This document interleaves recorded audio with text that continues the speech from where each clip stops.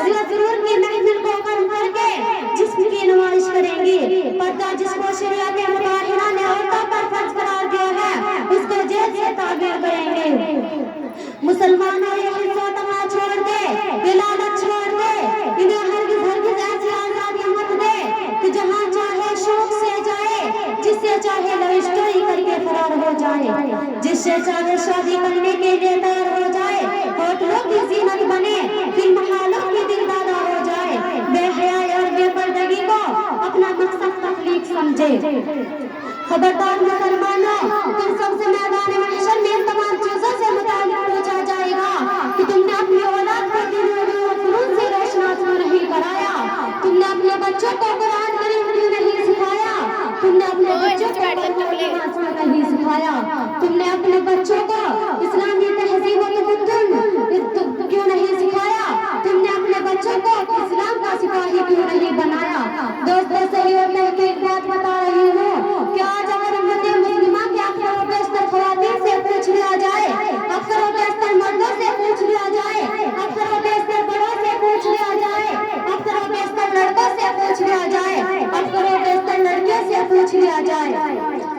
اکثر و بیشتر بوڑھے بزرگوں سے پوچھ لیا جائے, اکثر و بیشتر مالداروں سے پوچھ لیا جائے, اکثر و بیشتر زمینداروں سے پوچھ لیا جائے, اکثر و بیشتر ڈاکٹروں اور ماسٹروں سے پوچھ لیا جائے کہ کیا تمہیں اول کلمہ یاد ہے, کیا تمہیں پہلا کلمہ یاد ہے, کیا تمہیں اسلام کا فرسٹ کلمہ لا الہ الا اللہ محمد رسول اللہ ان کے ساتھ یاد ہے تو جواب دیں گے کہ تم جان کر کیا کرو گے, تم کون ہم سے پوچھ تاچھ کرنے والے, بھلا بتلائیے بھی کوئی جواب ہے. مثل مشہور ہے کہ الٹا چھوٹ کو توڑ کو ڈانٹے, لیکن اگر کہیں گانا چل رہا ہو, کہیں کوئی فلم چل رہی ہو اور پوچھ لیا جائے اے فلاں کلکٹر کے بیٹے, اے فلاں کلکٹر کی بیٹی, اے فلاں ماسٹر کے بیٹے, اے فلاں ماسٹر کی بیٹی,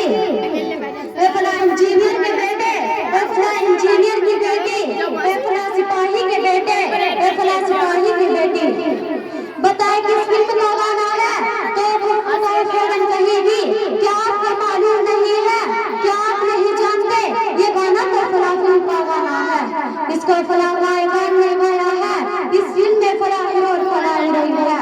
آخر ایسا کیوں؟ میں ان عورتوں کے ذمہ داروں سے, ان بہنوں کے ذمہ داروں سے, ان بیٹیوں کے ذمہ داروں سے یہ پوچھنا چاہتی ہوں, آخر وہ آپ کی مائیں ہیں, آپ کی بہنیں ہیں, آپ کی بیٹیاں ہیں, آپ کی پھوپھیاں ہیں, وہ کیسے مسلمان ہو گئی جبکہ کلمہ اسلام مسلمان ہونے کے لیے پہلی شرط ہے. کیا کبھی آپ نے اپنے نبی صلی اللہ علیہ وسلم کے سلمان علی شان کو نہیں سنا جو علم دین کے تعلق سے وارد ہے؟ مشکاۃ شریف کی روایت ہے ان انس قال قال رسول اللہ صلی اللہ علیہ وسلم طلب العلم فریضۃ علی کل مسلم. حضرت انس رضی اللہ عنہ سے روایت ہے کہ رسول اللہ صلی اللہ علیہ وسلم نے ارشاد فرمایا کہ علم دین کا طلب کرنا ہر مسلمان مرد و عورت پر فرض عین ہے, یعنی علم دین کا اتنا حاصل کر لینا, علم دین کا اتنا جان لینا, علم کے آدمی حلال و حرام کی تمیز کر سکے, اسلامی احکام مسائل, عبادات و خصوصا, روزہ نماز زکوٰۃ حج وغیرہ سے اچھی طرح واقف اور جانکار ہو جائے اور قرآن پاک کی صحیح ڈھنگ سے تلاوت کر سکے. اسلامی بہنوں, علم و لازم نعمت ہے جو خرچ کرنے سے کبھی بڑھتی نہیں بلکہ بڑھتی ہی بڑھتی رہتی ہے. علم و دولت عظمی ہے کہ جس کے آگے قارون کے خزانے کچھ بھی نہیں ہے. علم و نور ہے کہ جس کے اجالے میں گمراہ راہیاب ہو جاتے ہیں. علم بنی آدم کو ہمیشہ ہمیشہ کامیابی و کامرانی کے منازل طے کراتی ہے. اس لیے تو شیخ سعدی رحمۃ اللہ نے کیا یقول فرمایا ہے, یعنی بنی آدم علم سے کمال پاتا ہے نہ کہ حشمت و جائیداد سے اور نہ مال و دولت سے. علم دین ایسا چراغ ہے کہ انسان اس کے ذریعے جنت کا راستہ تلاش کر سکتا ہے اور اپنے معبود حقیقی اللہ رب العالمین کو پا سکتا ہے. لیکن اگر اس کے پاس علم کی پاکیزہ دولت ہی نہیں تو کسی بھی کام کا نہیں. پگھلنا علم کی خاطر مثال شمع دیبا ہے,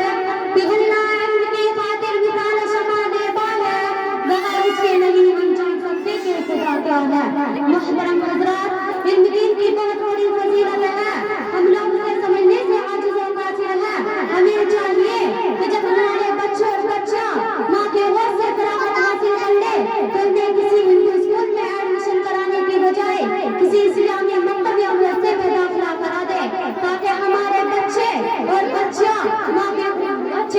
علمی کی معلومات سے مالا مال ہو سکے. اور ہمیں چاہیے کہ ہم اپنی لڑکیوں کو اسلامی کتابیں خرید کر دیں. حکیم الامت مجدد الملت حضرت مولانا اشرف علی خان رحمۃ اللہ نے لڑکیوں کے لیے بہت ہی مستند اور معتبر مشہور معروف کتاب بہشت زیور تصنیف فرمائی. اب اس کو خاص طور سے محفوظ رکھے. کسی بد مذہب اور بدعتی کی کتابیں، ناول، شاعری اور قصے خلقوں کی کتابیں انہیں ہرگز نہ دے. انشاءاللہ آگے چل کر ہماری